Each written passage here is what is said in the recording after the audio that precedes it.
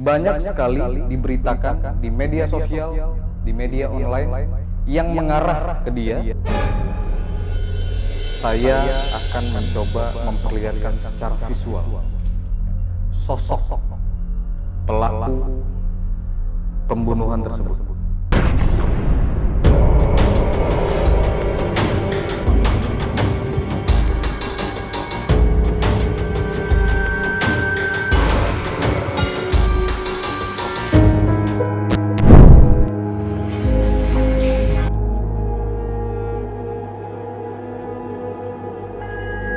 Brother and sister, ya, bertemu lagi dengan saya Hart Gumai.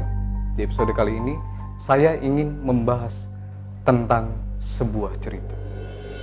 Belakangan ini, kita diramaikan tentang pemberitaan kasus pembunuhan seorang ibu dan anak kandung. Jadi, ada sosok ibu, ya, dan ada sosok anak perempuan. Mereka berdua telah dibunuh di Subang, Jawa Barat.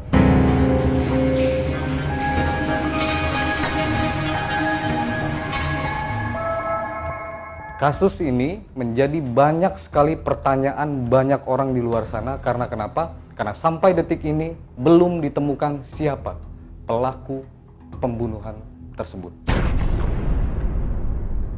Kasus ini cukup rumit, ya, brother and sister.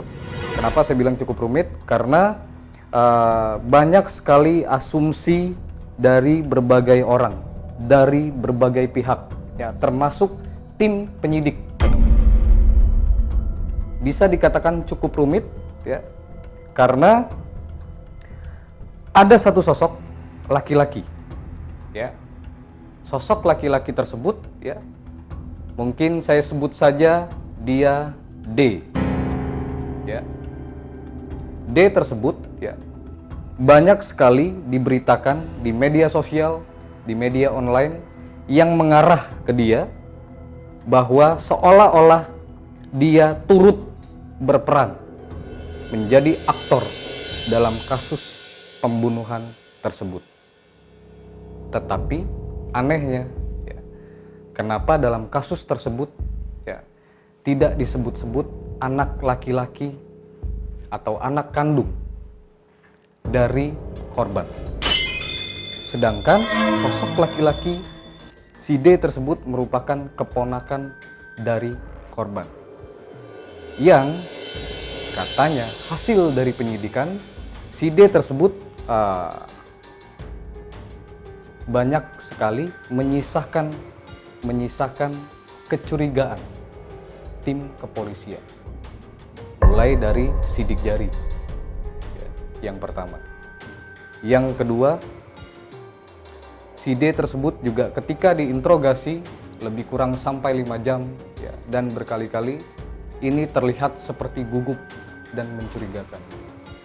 Dan yang ketiga, sosok D tersebut, ya, seolah-olah dia tahu persis kejadian pembunuhan tersebut.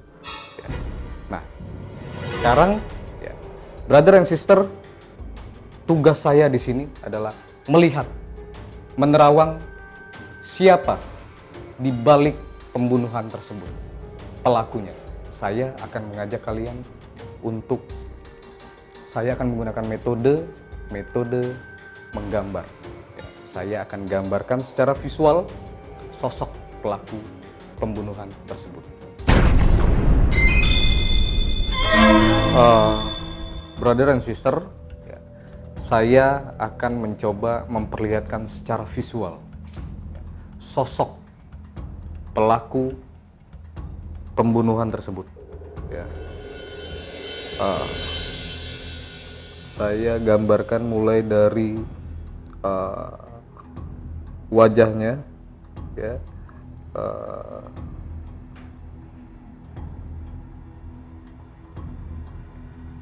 di bagian wajahnya, ya.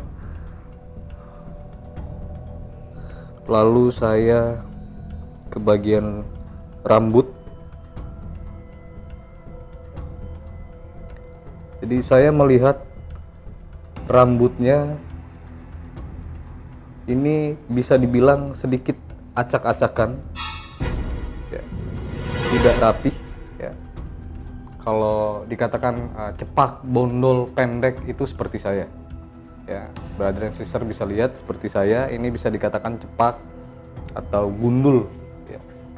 Namun kalau yang ini masih ada rambutnya, ya, cukup tebal, tetapi tidak klimis, tidak rapih, ya, dan sedikit berantakan. Rambutnya ini jelas sepenuhnya berwarna hitam, ya. Artinya dari rambut ini tidak ada warna lain, ya. Yang dimaksud tidak ada dicat, ya, warna blonde atau warna lainnya, tidak. Full rambutnya ini berwarna hitam, ya. Dan terkesan sekali lagi acak-acakan, ya. Oke, brother and sister, kalau kita bicara tentang rambut itu ada yang belah tengah, ya, ada yang belah samping, ya, ada yang botak, ya, ada yang cepak, lebih kurang seperti saya, ya. Lalu ada yang gondrong, ya. Namun yang satu ini rambutnya, ya, dia tidak membelah ke kanan, ke kiri, ke tengah dan lain-lain, tetapi acak-acakan, ya. Pendek tapi acak-acakan. Ya. Untuk postur tubuh, ya, saya melihat menerawang lebih dalam bagian postur tubuhnya,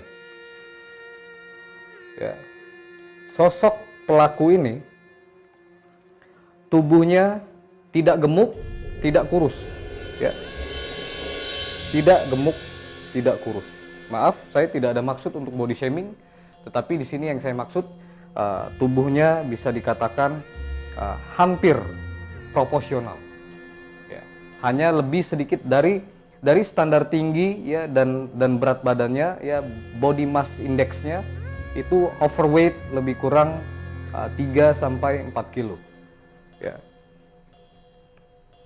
Saya harap brother dan sister mengerti yang saya maksud, ya, untuk bodinya, untuk badannya, ya. Jadi tidak gembrot, tidak kurus.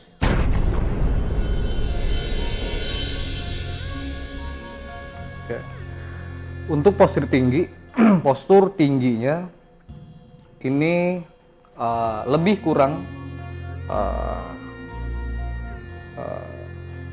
T atau tinggi, lebih kurang ini di 170 cm, ya. B atau berat badan ini di lebih kurang di 72 kg, ya. Jadi sedikit overweight, ya. Lalu bagian alisnya, ya, tidak tipis namun tidak juga terlalu tebal, ya. Hidung, di bagian hidung, kalau saya jelaskan simpelnya adalah hidungnya bisa dikatakan ada cukup besar, ya, cukup besar atau cukup lebar, ya. Lalu di bagian bibir, sekali lagi, ya, brother and sister, saya bukan pelukis, jadi memang sedikit sedikit bisa dikatakan tidak bagus, ya, gambaran saya. Namun di sini lebih kurang bagian-bagian wajah, badan, bibir, mata dan lain-lain seperti ini, ya. Alis tidak terlalu tebal, hidung sedikit besar dan memang bisa dikatakan mancung hidungnya, ya. Saya lanjut di bagian mata sebelah kiri, ya. Sekali lagi, ya, tidak matanya tidak sipit atau kecil, ya, tipis begitu, tidak, ya. Cukup bulat, matanya cukup besar, sedikit, ya, sedikit, hanya sedikit. Oke, brother and sister, ya, sekali lagi saya jelaskan, saya bukan pelukis, ya. Yang saya gambarkan adalah apa yang saya terawang, sosok pelaku pembunuhan, laki-laki, ya, tinggi badannya 170 cm, ya, lebih kurang. Berat badannya 72 kg, ya. Bodinya ini tidak gemuk, tidak juga kurus, ya. Standar body mass index ini overweight 2-3 kilo, ya. Lalu alisnya bisa dikatakan cukup tebal, ya, tidak tipis, ya, alisnya. Rambutnya sepenuhnya hitam, ya. Karena kalau kita bicara soal rambut di luar sana ada yang blonde, yang merah dan lain-lain, tapi ini sepenuhnya hitam, ya. Lalu sosok ini, ya, sudah jelas ini adalah sosok laki-laki, ya. Sosok laki-laki. Nah, brother and sister, sosok laki-laki ini pertama saya menangkap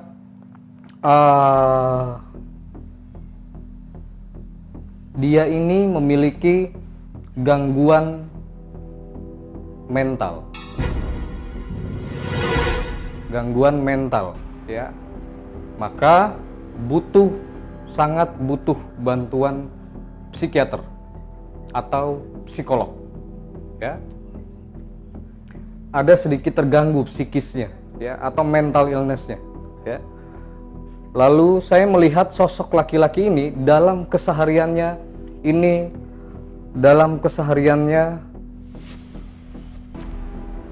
dia bisa dikatakan kebanyakan sosok yang pendiam, ya. Sosok yang pendiam, tidak banyak bicara, ya, orangnya tidak banyak bicara dalam pergaulan, ya, dalam lingkungan, ya, di circle-nya dia, ya, dimanapun dia berada, dia ini bisa dikatakan tidak banyak bicara. Oke, ya. Dan yang terakhir, sosok laki-laki ini, ya, kulitnya berwarna kuning langsat, ya, Indonesia.